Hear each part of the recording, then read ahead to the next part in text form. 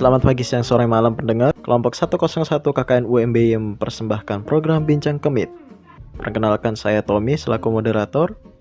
Hari ini kita akan berbincang tentang peran remaja Masjid Al-Mujahidin dalam memacu produktivitas remaja Desa Kuaren. Bersama narasumber kita kali ini yaitu Mas Dika dan Mas Katon. So stay tune, jangan ketinggalan dan mari mendengarkan. Hari ini kita kedatangan narasumber namanya Mas Dika dan Mas Katon. Saya perkenalan, kira-kira Mas Dika. Oke, nama saya panjangnya Handika Putra Wijaya, panggilannya Dika. Kebetulan saya di remaja Masjid Al-Mujahidin menjadi ketuanya, yang baru hampir satu tahun ini. Terus ada juga Mas Katon. Ya, perkenalkan, nama panjang saya Katon Bagus Waskito. Untuk nama panggilan Katon, kebetulan saya di remaja ini menjabat sebagai si pendidikan. Pendidikan? Ya. Nah, ini menarik nih. Kenapa pendidikan, Mas? Ya, kalau si pendidik itu sebenarnya intinya itu memuat tentang bagaimana cara mendidik yang baru-baru biar mereka itu berani berbicara untuk berdiskusi dalam sebuah kelompok. Kan biasanya kalau yang baru datang itu kan sukanya dia hanya memperhatikan. Nah, nanti gimana caranya kita sama-sama berdiskusi. Juga ada kegiatan-kegiatan lainnya. Jadi peran utama pendidikan tuh membuat mereka pede ya. Ya, Ini jadi kan percaya diri mereka belajar berbicara di depan umum lah. Waduh, Gitu. itu just. Nih kepala ketua, gimana? Sebenarnya Mas Katon ini satu bidang sama Mbak Sarah. Oh, satu bidang sama Mbak Sarah. Sama di remaja Mbak Sarah sama Mas Katon itu jadi satu bidang, jadi pendidikan. Saya harapkan kan, kenapa saya bikin bidang itu ya seperti Mas Katon tadi. Jadi kalau kita ada perekrutan anggota baru, kan anggota baru itu belum selalu memahami, belum tahu banget lah memahami remaja itu gimana. Jadi kita bikin si pendidikan biar mereka nanti berani bicara, berani ikut kumpul, nggak malu-malu gitu. Kebetulan si bidang pendidikan ini baru ada juga di periode ini baru. Menarik ya. Jadi di remaja masjid sendiri ada si pendidikannya ya. Sebelum kita masuk ke divisi lain, saya tanya, remam ini gimana sejarahnya, Mas? Remam ini Remaja masjid ya. sebenarnya udah lama sih Mas, udah lama. Remaja masjid itu dulunya umurnya belum sekami, masih agak tua, terus kan dibentuknya cuma karena gimana ya.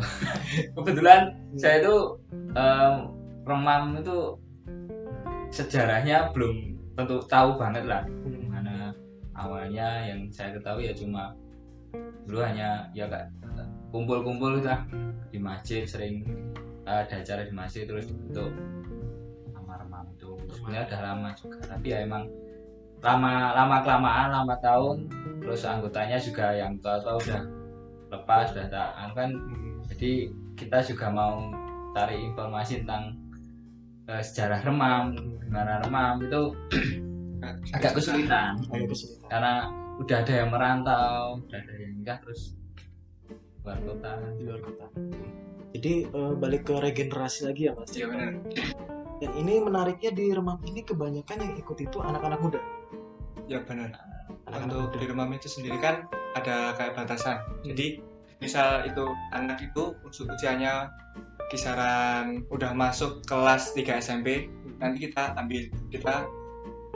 dikasih surat ke rumahnya untuk ayo kita kumpul bareng menjadi anggota remam seperti itu. Tapi semisalnya itu anak dalam satu keluarga itu cuma ada satu anak, terus dia baru maksudnya udah mulai SMP, dia mungkin udah akan diajak gitu, sebagai wakil dari keluarga itu. Menarik. Ini selain divisi pendidikan apa lagi, Mas, kira-kira di remam? Di remam itu ada si kreasi. Ada kreasi, ada kominfo, lengkap itu. Kalau tambahannya sih yang dari kami baru itu Kominfo sama si pendidikan. Nah, Yang kreasi ini apa Mas? Kreasi ini sebenarnya sih tujuannya seperti misalnya kan di rumah kan ada kalanya saat ada orang menikah kan ada yang dekor panggung kayak gitu, mungkin dia yang akan menghandle oh ini desainnya bakal seperti ini. Kalau enggak misalnya akan ada acara seperti takbiran kemarin, mungkin si kreasi akan ikut mendesain gimana caranya biar takbiran itu menarik meriah. Jadi sebagai kayak motornya atau pemikirannya soal kreasi lah seperti itu. Jadi mereka mengasah imajinasi juga kreasi lewat karya juga ya. Berbicara tentang malam takbiran kemarin itu menarik ya Mas, ada lampu-lampu terus ada unta besarnya juga gitu. Sebenarnya kalau unta itu sebenarnya programnya untuk Idul Fitri ya Mas katanya, untuk Idul Fitri kemarin karena terus pandemi, terus kita jarang-jarang kumpul, semua agenda di cancel ya udah terus batal, terus molor. Baru terus pas mau Idul Adha kemarin itu mendadak Mas, yo di garap sisan nanggung dikerjain ya udah terus jadi itu. Terus konsep itu ada lampu ada ini cuma dadakan. Itu kemarin tuh awalnya kan kalau anak kecil kan tahu sendiri kan, misalnya di sini kan kalau misalnya ada agenda Idul Fitri, Idul Adha kan apa kumpul biasanya kan satu kelurahan nih Mas ya, satu kelurahan jadi satu kan, itu euforianya tersendiri bagi anak kecil. Nah kan ini juga lagi masa sekolah diliburkan kan, otomatis anak kecil di rumah kayak rasa suntuk cuma di rumah aja. Terus kalau misalnya nggak ngadain acara gimana kalau misalnya kita adain acara biar anak kecil itu kayak bisa kembali kumpul sama teman-temannya lagi gitu, tapi ya tetap pakai protokol kesehatan. Kemarin acaranya yang anak kecil pakai masker semua ya, rame-rame. Keren. Dan saya lihat Remam di sini secara tidak langsung menghidupkan kembali dong kegiatan di desa. Pertama yang acara kemarin sama anak-anak itu ya. Terus yang pendidikan tadi programnya apa Mas? Untuk programnya sendiri sih pendidikan itu seperti yang saya sampaikan tadi di awal. Kalau si pendidikan ini terfokus pertama itu pada anggota-anggota yang baru, terutama juga anggota yang mungkin masih kurang lancar dalam berbicara. Kita coba kulik-kulik lagi biar mereka itu pertama kan biar mereka itu merasa nyaman saat berkumpul berdiskusi, merasa nyaman dan mereka itu merasa kalau aku itu ada di sini. Kayak seperti itu. Jadi selanjutnya setelah mereka merasa aman, coba kita ajak berbicara pelan-pelan. Mungkin kita tanya-tanya dulu gimana apa pendapatmu gimana soal ini. Mungkin mereka awal-awal masih malu-malu kan. Nah nanti coba tanya lagi kan lama-lama pasti mereka kalau nggak sepatah dua belah kata kan mesti berpendapat. Gitu. Kita coba terus juga kan misalnya setelah kumpulan itu kan saya masih pada ngumpul. Iya. Kita coba ajak bicara biar mereka itu kerasa kayak bahasa Jawa itu kerasan di saat berkumpul seperti itu. Jadi tanpa harus kita undang atau tanpa harus kita umumkan bahwa malam ini kumpulan itu, mereka kayak ngerasa kapan ya kumpulan lagi sampai itu kerasa seperti itu. Susahnya sih. Menarik. Ini dari Remam ini sudah sedikit berimpact ya ke anak-anak muda. Nah, kalau kita berbicara soal pemuda, menurut Mas Katon atau Mas Tika, pemuda itu apa? Pemuda itu kayak pemuda ya suatu perwakilan dari masyarakat yang nantinya akan penggerak dan pemaju bagi masyarakat di sekitarnya. Jadi mereka agent of change-nya ya, agen perubahan. Menurut Mas Kapan? Kalau menurut saya sendiri sih sebenarnya hampir sama Mas Dika, kan pemuda itu sebagai wakil dari masyarakat tersebut. Misalnya dari buku ini ya pemuda ini jadi sebagai wakilnya.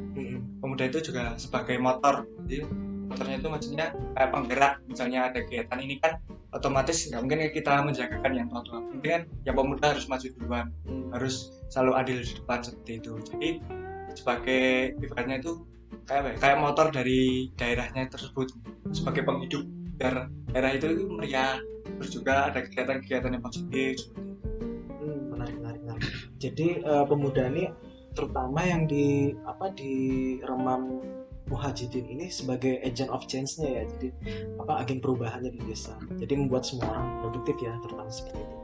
Oke, kalau saya tanya, ada ini nggak, jelasnya nggak di Remang? Ada tantangan tersendiri nggak? Kalau tantangan sih pasti ada, Mas. Ada 1-2 lah masyarakat juga yang memang ke kita Remam itu masih kurang suka, masih kurang mendukung lah, Mas. Nah, itu PR kita yang nantinya akan gimana sih kita buat warga itu bisa dukung kita, nggak memandang sebelah mata kita seperti itu. Selain itu, PR kita juga masih ada anggota kita itu yang masih susah untuk diajak kumpul, terus masih berpikirannya itu individual. Kita yang paling, kalau soal program kerja itu kita adain acara dadakan, insya Allah pasti bisa. Kayak malam takbiran ya, awalnya iseng-iseng kayak bikin kreasi apa, wah nyatanya rame juga kemarin. Rame juga sampai jalan keliling desa gitu ya. Apalagi di tengah pandemi, ini ceritanya lagi sepi semua nih, lagi galau-galau, pengen main keluar nggak bisa. Ini ternyata ada Remang nih, jadi pada melu semua gitu, pada ikut-ikut semua kegiatan ini. Oke, baik, itu tantangannya. Nah, kira-kira harapan Mas Katon sama Mas Tika apa untuk Remang ini? Kalau harapan sendiri sih, kalau mungkin untuk Remam sih kedepannya biar semakin besar ya, maksudnya semakin besar gitu. Mungkin lingkupnya bukan lagi, kan kemarin sempat mengadakan lomba, di mana itu lomba pas bulan Ramadan kemarin, itu kan lingkupnya satu kelurahan ya, satu kelurahan. Kan harapannya sih sebenarnya mungkin lomba itu bisa dikembangkan lagi, mungkin dari satu kelurahan menjadi satu kecamatan, mungkin sampai bisa mengenalkan Remam ke luas sebagai contoh bahwa ada organisasi pemuda yang sebenarnya itu bukan main-main. Organisasi pemuda itu bisa membuat suatu gerakan yang luar biasa seperti itu kan, juga kan penerus bangsa ini juga pemudanya sendiri. Kalau kata Soekarno, beri saya 1000 orang tua, saya akan tuh cabut Semeru dari akarnya. Saya 10 pemuda, saya akan goncangkan dunia. Sekian program Bincang Kemit hari ini, nantikan episode selanjutnya, stay tune.